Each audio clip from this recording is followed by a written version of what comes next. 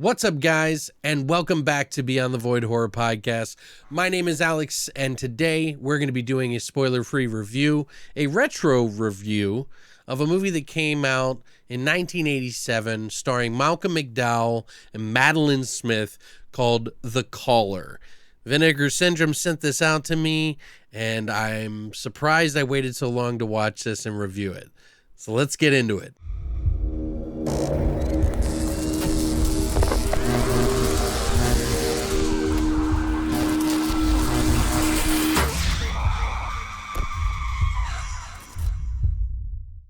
Now, to give you guys an idea, this movie is a movie that was a Epic Pictures film. So it is one of those old movies that Charles Band had Epic Pictures and everything, and it was part of his production crew. This movie is directed by Arthur Allen Seidelman, and it is written by Michael Sloan. The story of this movie is essentially about a woman who's living out in the middle of the woods.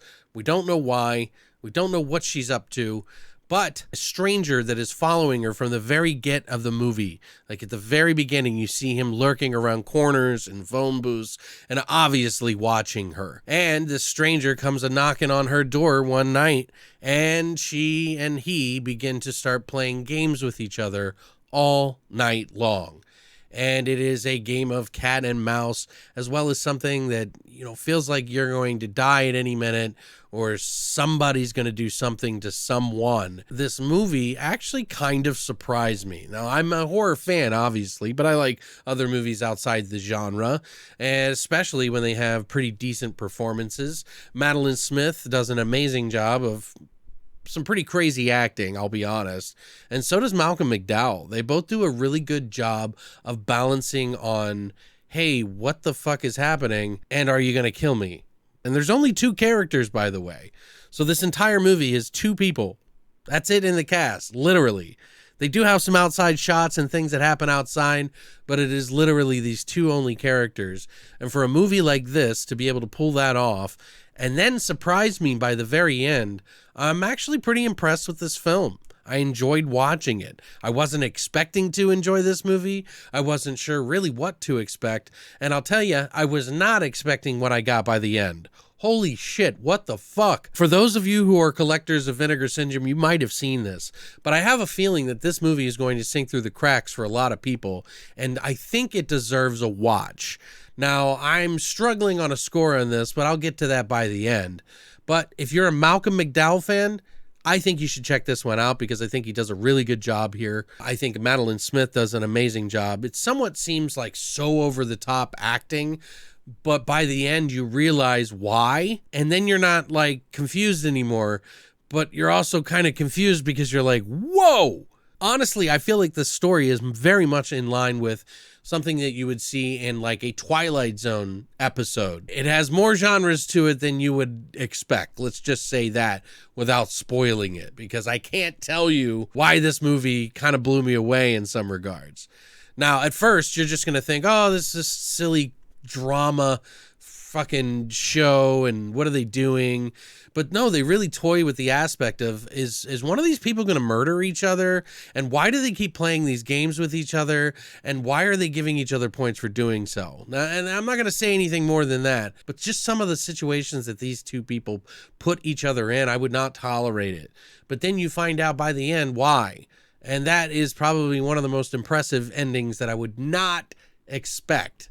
Now, is it a perfect ending? Like they did everything right? No, there's still some questions to be asked. And what the fuck is going on? But I was not expecting that. And that infinitely boosts this movie to a higher level for me than I was expecting. Now, I'm sure some people, this isn't their cup of tea. It might not be their regular watch. Might not be a yearly watch or anything like that. But I honestly am struggling with either a 6.5 or a 7 out of 10. So, I mean, there's something to be said here. And I think if you are a Vinegar Syndrome fan and you're looking for some stuff that maybe you didn't even realize they had in their catalog that might be a surprise to you, and you don't mind too much of the drama, crime, and mystery aspect of that, with some performances that are actually pretty good, I would say this might be worth picking up. Now, there isn't a trailer, so I can't even just show you some of the footage of these two going back and forth, but I will say that there isn't really any gore. I mean, there is some, but not really. It's more about the performances and the cat and mouse thrilling gameplay that goes back and forth between these characters. That's the impressive part. By the end, I guarantee you, you're going to be like, what? As I was. And that, in a way, kind of, I don't know, it kind of makes me really appreciate this film as something more unique. And it's kind of one of those hidden gems that you might find that you're like, hey, this wasn't such a bad movie. And I'm kind of glad that they kept this one alive, because I put this one off for a while. I've been really busy with the Halloween season, and I wanted to make sure that everything that we did during the Halloween season was pretty on point with some gore, or at the very least horror. And I wasn't expecting to enjoy this as much. But I'm sorry that I actually didn't watch this. Vinegar Syndrome, thank you for sending this out to me. I actually will rewatch this movie. And 6.57. I think 7's actually pretty appropriate.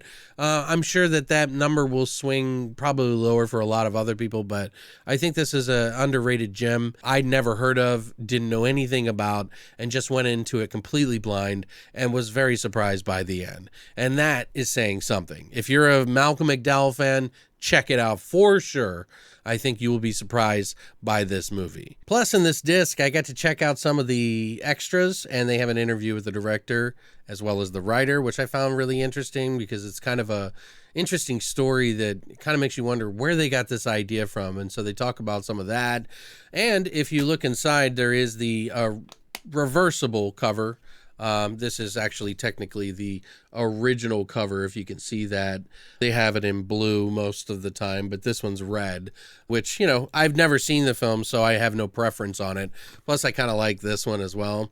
The additional cover that you can get from Vinegar Syndrome has like just the phone dangling in this like really nice cover.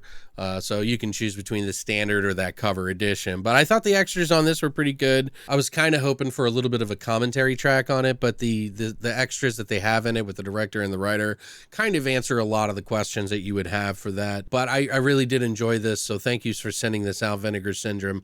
I appreciate it. I got some more Vinegar Syndrome movies that I'm going to be doing here in the future, so that I need to catch up on. I'm just giving you guys a heads up. Be on the lookout. But yeah, I'm pretty impressed. I would love to hear what you guys think in the comments section down below. Have you heard of this movie? Would you be willing to check this movie out? Are you going to pick it up now that you know more about it? I'm actually just kind of like, I don't want to say blown away, but it really did kind of blow me away. It caught me off guard at the very least. So would love to hear what you guys think in the comment section down below of this movie. If you don't mind, a little bit of an outskirt film that is not exactly horror, but has a surprise that I think should appeal to those who like Twilight Zone episodes, I say check it out. Thanks for coming by and spending time with me. I really do appreciate your time here. And as always, long live the void.